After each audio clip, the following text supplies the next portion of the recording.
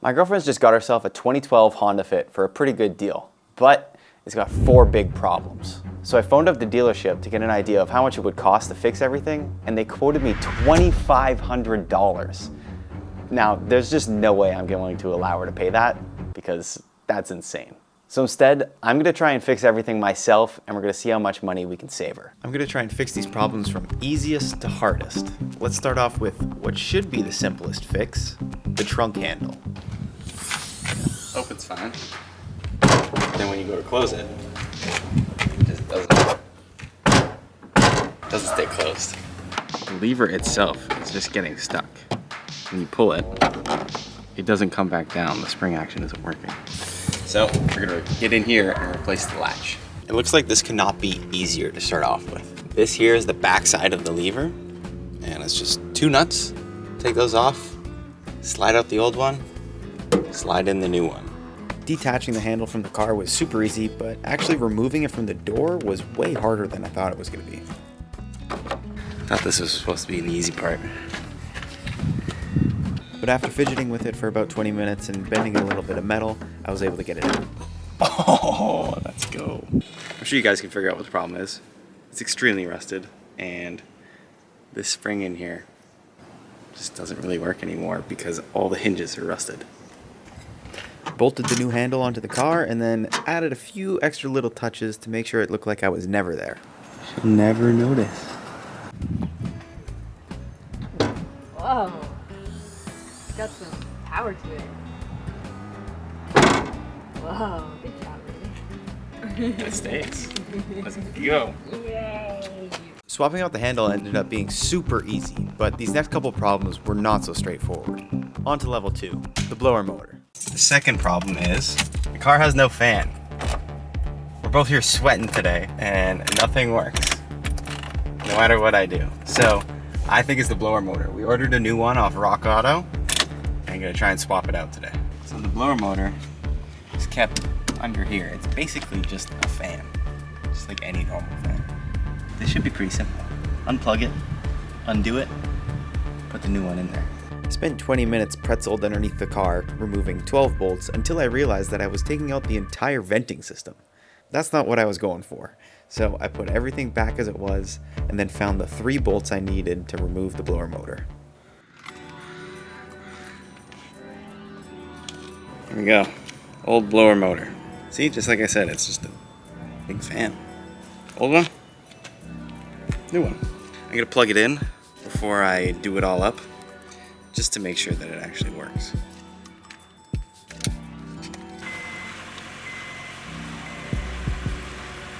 Yeah! Oh my God! That thing goes so fast! Oh, you can feel the torque! Let's put this thing back in there and then show it off to Sierra.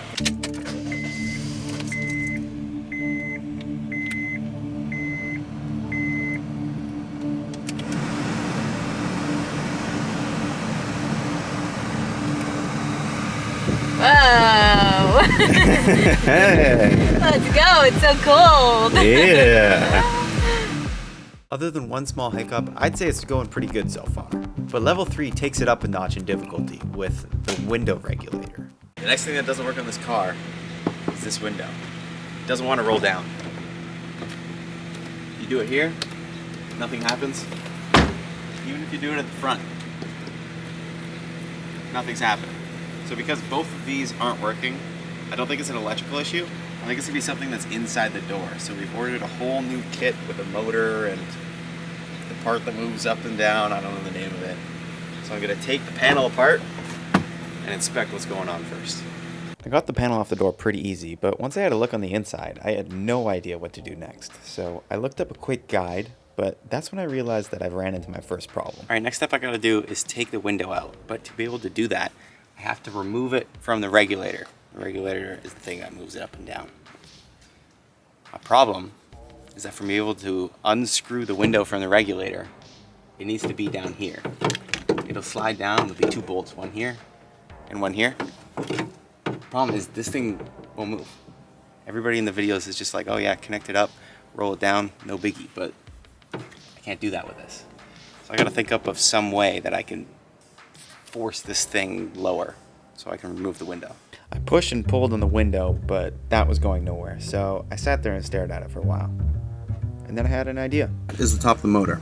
What I'm thinking is if I can take that off, I can either spin the motor or get access to the part that's gonna rotate and move my window down. So if I can take that off, I'll be able to hand crank it down and then we can take the window out.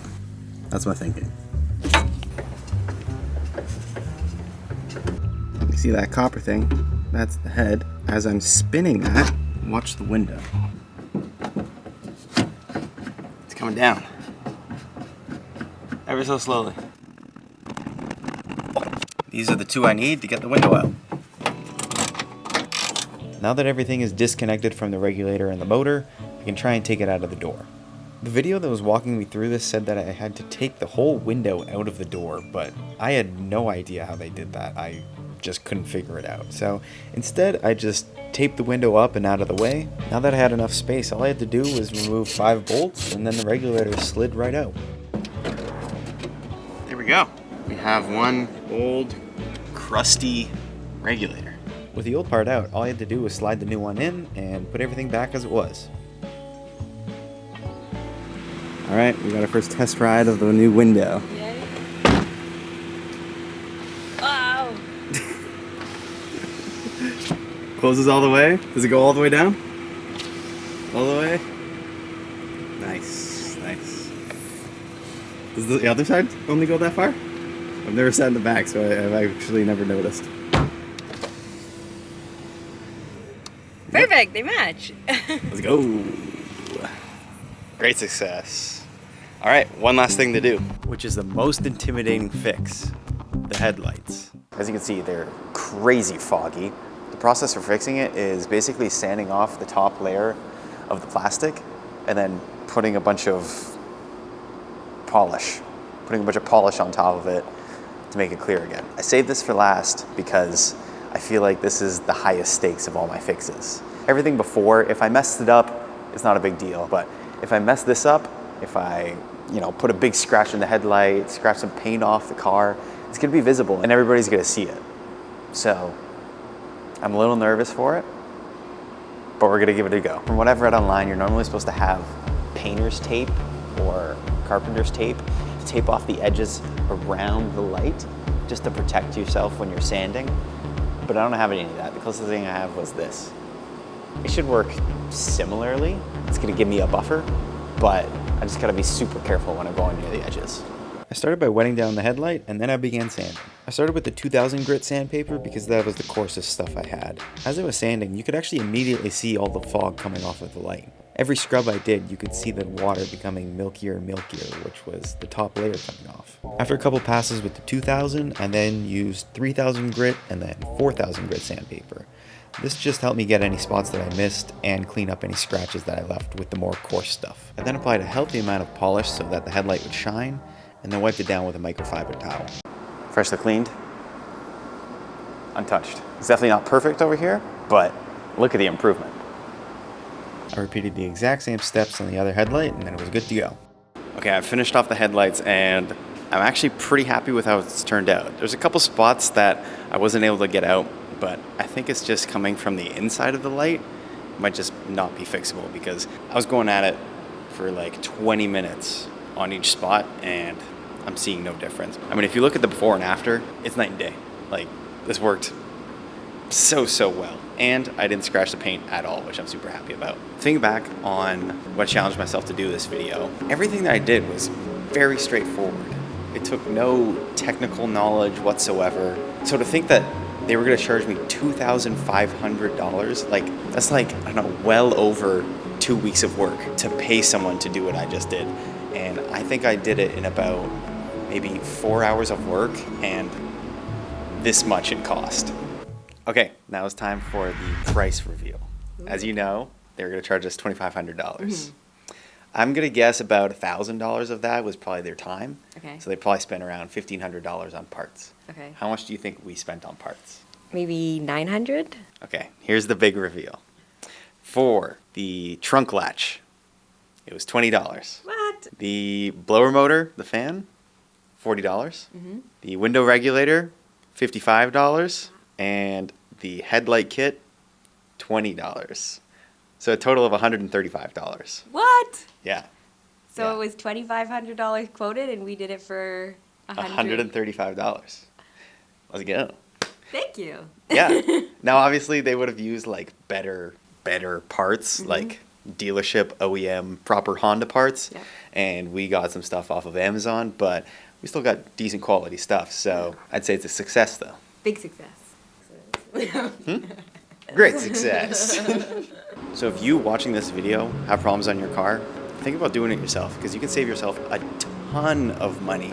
The dealership is going to gouge you on parts and time, and as long as it's not something to do with your engine, I'm pretty confident that you could do it yourself. Subscribe.